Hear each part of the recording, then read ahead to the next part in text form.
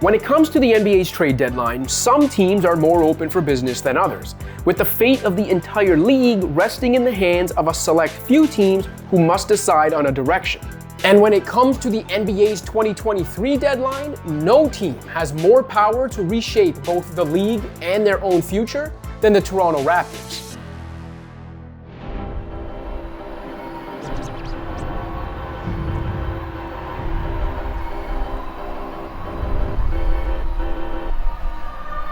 Whether it's disappointing teams in need of a shakeup or overachieving teams who still prefer a trip to the lottery, there's no shortage of clubs you can point to as potential busybodies ahead of the February 9th deadline. But few of those teams have the options Toronto does. Teams like the Timberwolves and Hawks have already mortgaged a ton of their futures to win now, putting an intentional tank off the table. The Suns may not be as leveraged as Minnesota and Atlanta, but Phoenix is surely trying to capitalize on whatever remains of their championship window while Chris Paul remains a point guard and a teammate of Devin Booker. You can make an argument the Lakers' best course of action would be to actually hit reset, but they're either adding to a LeBron AD core or standing pat until the summer. Meanwhile, as an expected tanker that's very much in the play-in race, the Thunder would appear to be the type of team that hosts a mid-season fire sale. But Oklahoma City is doing this with a bevy of young talent that the franchise likely wants to keep. If OKC wants to boost its lottery odds, it will likely be with some strategic resting down the stretch, not any big trades. The Raptors, on the other hand, are at a crossroads. With the talent and positive point differential to suggest the team is better than its current record, Toronto might still be a winning streak away from adding to a core of Pascal Siakam, Scottie Barnes, Fred VanVleet, and OG Anonobi. With a nice stock of young talent at the front office's disposal, plus all of their own first-round picks still in their pockets, the Raptors could make a win-now splash in ways few other wannabe contenders could. So you're telling me there's a chance? But that's probably not the way to go, at least not yet. The Raptors might be better than their record, but that aforementioned point differential and an underwhelming win profile paint the picture of a very mediocre 500-ish squad. That's not the type of team you add to just to lose a more competitive first-round series. When team president Masai Ujiri famously asked, "Play in for what?" a couple years ago, it's true that the situation facing the Raptors was more dire. They had an expiring Kyle Lowry, few if any blue chip prospects, they weren't sure what Siakam was anymore, and they were playing a displaced season in Tampa, Florida. Making the 2023 play-in as a rising team with Siakam back to his all-NBA ways and Barnes leading a youth movement that also includes Precious Achiuwa and Christian Koloko would be more acceptable. But it's tough to make the case that the Raptors are a rising team given the way the first half of the season has played out. The best way to ensure Toronto does once again rise from the ashes and doesn't get stuck in the middle is to take advantage of what should be a seller's market at the deadline. A market perhaps only the Jazz are as equipped to take advantage of. The first decisions to make will be on guards Fred VanVleet and Gary Trent Jr.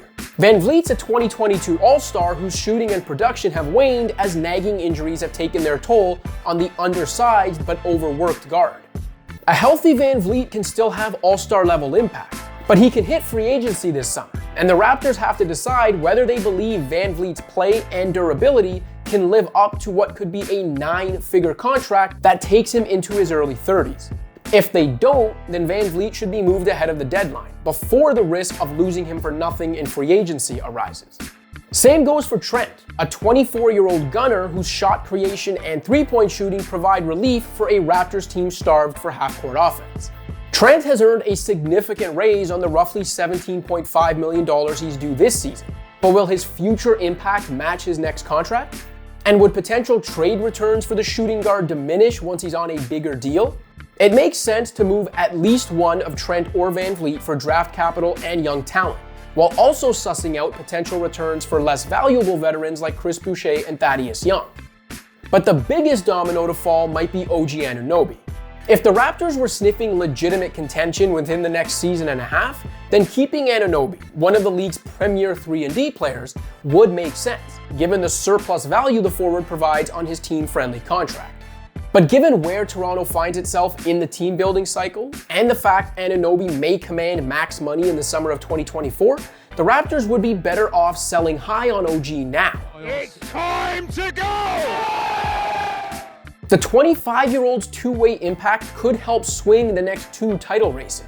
His offensive limitations mean his value may never be higher than it is right now, and moving him would bring Toronto the biggest return of any realistic Raptors trade candidate.